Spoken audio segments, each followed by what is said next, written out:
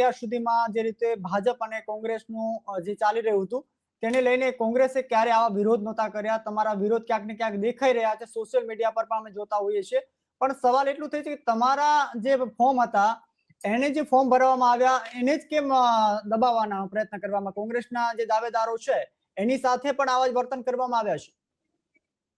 લખનભાઈ, એમાં તો મારે વધારે કહેવાનું નથી આવતું, કેમ કે ખુદ ભારતીય જનતા પાર્ટીના નેતાઓના એવા નિવેદન ચાલુ સભાઓમાં આવ્યા છે કે જ્યાં જ્યાં કોંગ્રેસ પાર્ટીને ઉમેદવાર નહોતા મળતા ત્યાં અમે ઉમેદવાર આપ્યા છે. અને કોંગ્રેસ પાર્ટીના નેતાઓના એવા નિવેદન આવ્યા છે કે વોટ ભાજપને આપજો પરંતુ આમ આદમી પાર્ટીને ના આપતા. અંદર એ બેનું ગઠબંધન છે અને ગઠબંધન સાફપણે ગુજરાતમાં આવી ગયું છે. વિસાવદરની પેટા ચૂંટણીમાં પણ આપણે જોયું કે સાયોના હોટલની અંદર કેવી રીતે આમ આદમી પાર્ટીના પદાધિકારીઓને ખરીદવાનું કામ ચાલી રહ્યું હતું, જે ફેસબુક લાઈવના થ્રુ આજે અમે ગુજરાતની જનતા સમક્ષ મૂક્યું.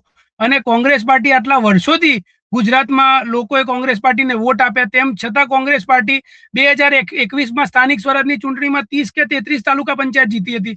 આ વખતે 18 તાલુકા પંચાયત પર આવી ગઈ. આટલા વર્ષોથી કોંગ્રેસ પાર્ટી ગુજરાતમાં જે એક જિલ્લા પંચાયત નથી જીતી શકી.